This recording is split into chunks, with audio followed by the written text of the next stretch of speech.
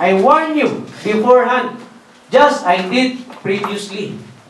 So sabi ni Apostle Paul yun sa Galatians, that those who such things shall not inherit the kingdom of God.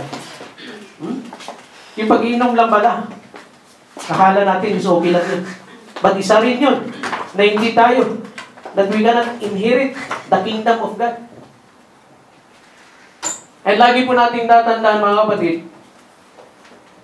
why the Word of God reminding us we need to fix our eyes on Jesus, who's the author and perfecter of our faith.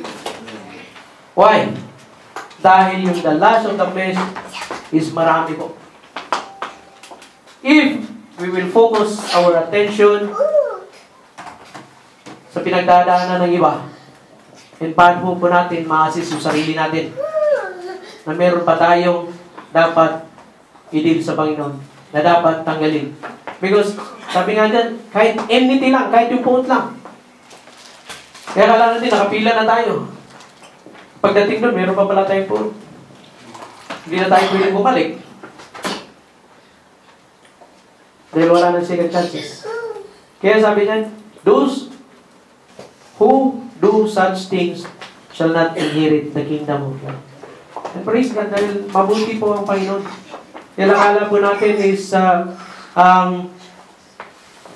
yung paggawa po ng kasalanan is mayroon po timbangan.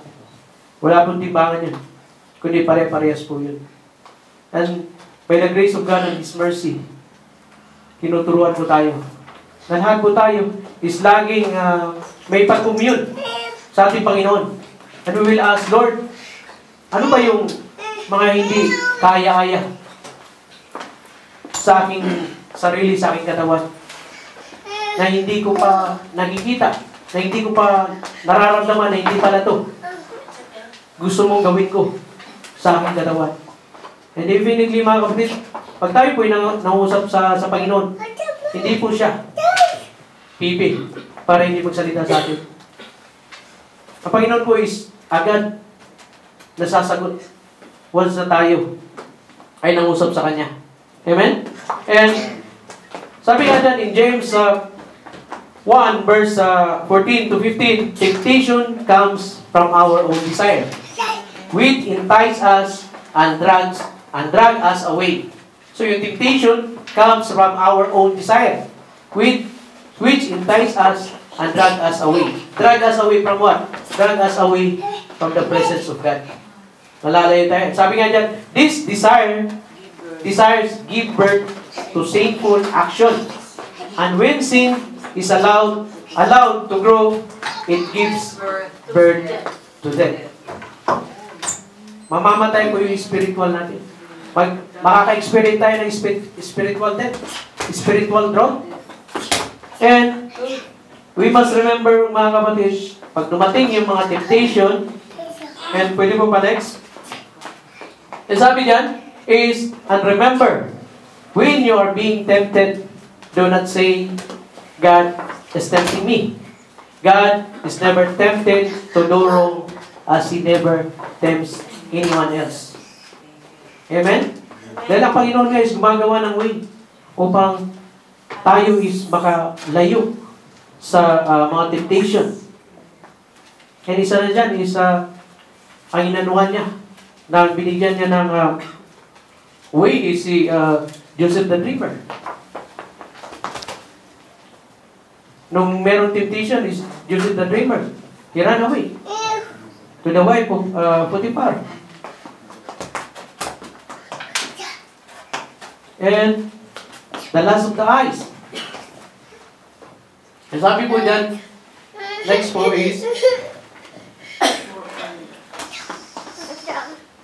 praise God. At sabi po rito in Job chapter 31 verse 1, I have made a solemn promise, never to look with a lust at a woman. And sabi dyan in Matthew 6 verse 22, the lamp of the body is the eye. If therefore your eye is good, your whole body will be full of light. But if your eye is bad, your whole body will be full of darkness. If therefore the light that is in you is darkness, how great is the darkness? Sabi mo, is that darkness? Mga kapatid, in Job 31 verse 1, I extol him a promise never to look with the lust at a woman. Ang una, nasampulan si David. Nagkaroon siya ng lust of the eye doon sa kay Bathsheba. Kaya tayo, nire-remind tayo that when we look at the woman, huwag po natin silang tingnan ng masama. Never to look with the lust at a woman. Dahil ngayon po, ang sabi po is nakakapag-commit din tayo in adultery. Even we look a woman with a lust. And the lamp, sabi natin, the lamp of the body is the eye. If therefore your eye is good, your whole body will be full of light. Amen? Kasi po, if pangit yung tingin natin sa tao, sa lalaki o sa babae, is yung mata po natin is hindi na po yun full of light, kundi full of darkness na po yun. Dahil iba na po ang naiisip natin. And yung lust of the eyes din po is associated din po yun with greed and covetousness. Isa na doon na as example is kung kilala nyo si Achan in Joshua. Nung naipaglaban po sila sa kanilang mga kalaban, marami po siya nakita na mga kayamanan. Ginto. Itinago niya yun sa kanilang tent. But Yahweh revealed to Joshua kung ano yung ginawa nyo. Nakataksilan. Anong ginawa ni Yahweh? Pinatawag si Achan. Then sa kanyang yung greediness at meron siyang covetousness. Isa nung ginawa ni Yahweh. Kasama pa ang kanyang pamilya, inosente, is pinarusahan. They are stoned to death.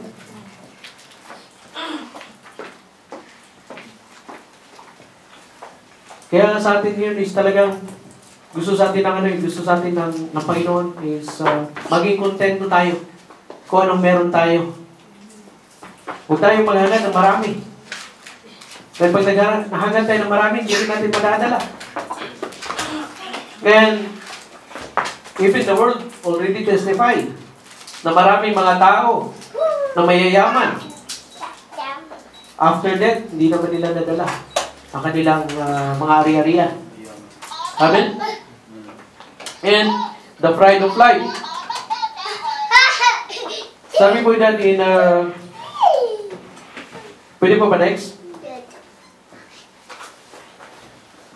In Luke chapter 18 verse 9 to 14, and he also told this parable to some people who trusted in themselves that they were righteous, and viewed others with contempt.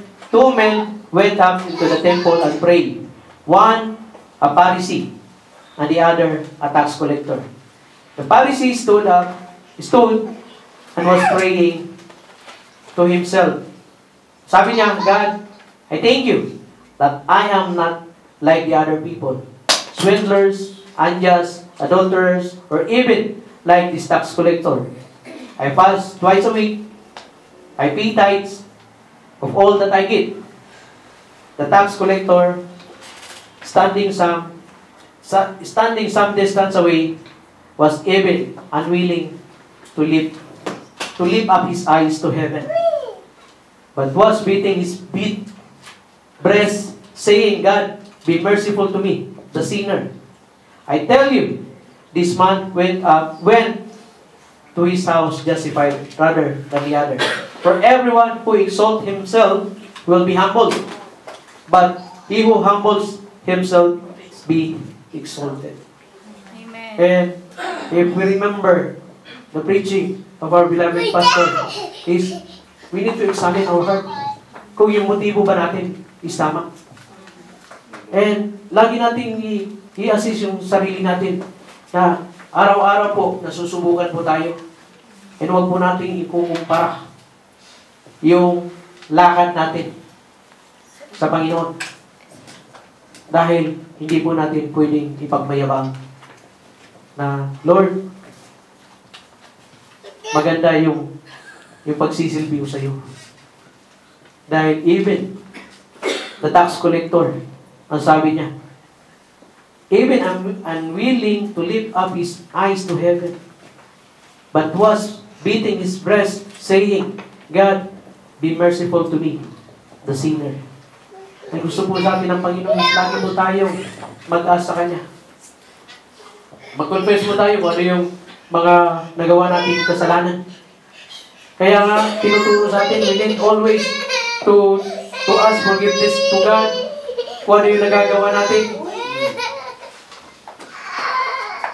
Yung hindi natin nagagawa o yung nagagawa natin kasi hindi po natin alam na nagiging ano natin yun, blind spot natin yun. Na hindi nakalimutan natin na meron palang tayong nagawa, akala natin is tama yun sa mata ng Panginoon. Amen? And next po is in Luke 16 verse 20 to 21. Sabi po rito, and he told them a parable saying, the land of a rich man was very productive. And he began reasoning to himself, saying, What shall I do, since I have no place to store my crops? Then he said, This is what I will do. I will tear down my barns and build larger ones. And there I will store all my grain and goods. And I will say to my soul, Soul, you have many goods and laid up from many years to come. So your ease, eat, drink, and be merry. Sabi no? But, ano sabi? Wala pang sinabi ng Panginoon. Dumating siya. Ang sabi niya, but God said to him, You fool, this very night your soul is required of you. And now, who will own that you have prepared? Kaya mga kapatid, minsan, sabi natin gusto magpayaman. Payaman tayo ng payaman. Pero, paano na yung buhay natin? Payaman, inaano natin na, marami na akong napundar. Pahinga muna ako. I deserve para mag-relax. I deserve kung anong gagawin ko sa aking kayamanan. Wala kayong pakialam kahit sirain ko yung bodega ko at magpagawa ko ng bago. Sabi lang ng tao yun. But sabi ng Panginoon, You fool, this very night your soul is required of you. And now, who will own what you have prepared? Ang sakit nun. Kapag dumating yung panahon, nakala natin naging successful na tayo. But, sabi nga kanina, what a profit a man if he gains the whole world, but loses his own soul. Ngayon po, ang labanan po mga kapatid is yung soul po natin. Anin po natin yung kayamanan natin. If yung kaluluwa naman natin is masasayang. So if the man who store up treasures for himself and it's not rich toward God. See? Yung tao is nag-store up para lang sa kanyang sarili. Nagiging makasarili. Dahil tingin ng tao is because of my wisdom. Is nagkakaroon siya ng dahil sa kanyang kasipagan. Nakalimutan niya na meron siyang Panginoon. Nakalimutan niya na ng Panginoon is buhay. At totoo. And sabi nga sa Proverbs 16 verse 5, Everyone is proud and arrogant in heart, is disgusting, hateful, and exceedingly offensive to the Lord. Be assured, I pledge it, they will not go unpunished. Amen? So, grabe no? Everyone proud and arrogant in heart is disgusting, hateful, and exceedingly offensive to the Lord. Be assured, I pledge it, they will not go unpunished. Amen? Praise God. Sabi mo mga kapatid, we need to give a clap to our Lord Jesus Christ. Can we give a clap to Him? Pasalamatan natin siya. Why? Because God is reminding us that we don't need to be proud. Ay hindi natin kailangan tanggalin natin yung pagiging arrogante natin in heart. Dahil yung pagiging proud and arrogant in heart is disgusting, hateful, and exceedingly offensive to the Lord. And kung kakalabanin natin ang Panginoon, wala tayong laban sa Kanya.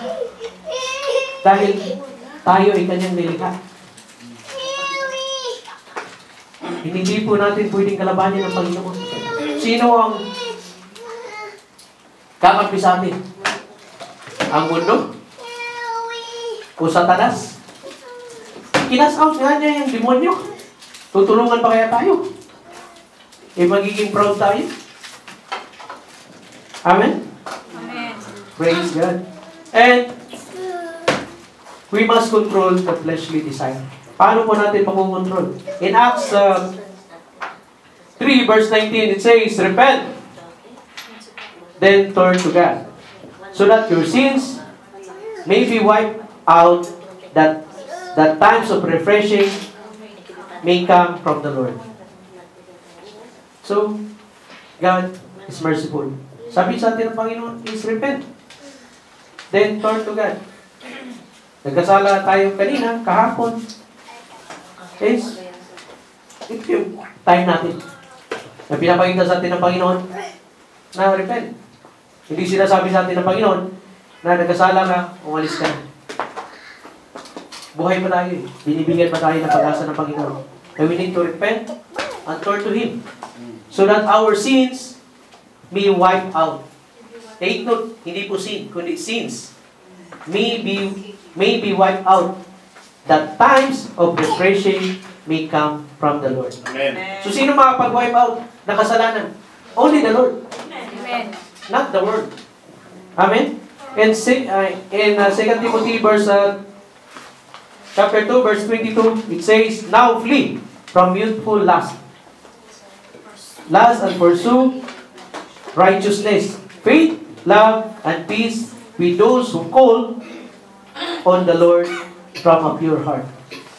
Maging humble tayo. Maging mapagkumbaba tayo. Hindi po ibig sabihin na tinatawag natin ng Panginoon is magiging matigas tayo. The Lord, bigyan mo ako ng forgiveness. Ang gusto sa atin ng Panginoon is we need to cry out to Him. Dahil sinesearch sa Panginoon yung puso natin. Amen. If we are asking for forgiveness, is galing ba talaga sa puso natin? O galing lang mismo sa mga bibig natin? Kundi sa puso natin. And sabi nga dyan is, with those who call on the Lord come a pure heart. Ano sabi ni King David? Lord, create me a pure heart and a loyal spirit. Amen? And in 1 Peter chapter 1 verse 14 to 16, it says, as obedient children, do not be conformed to the former lusts which were yours in your ignorance. But like the Holy One who called you. Who's that Holy One who called us? That is Jesus Christ. Be holy yourselves also in all your behavior. But it is written, you shall be holy, for I am holy. Ang Panginoon po is mabuti, tutulungan niya po tayo sa tulong po ng Holy Spirit na laging magsasanctify sa atin, na tutulong sa atin upang magampanan natin kung ano yung pinapagawa niya sa atin. Amen? Amen. And next po is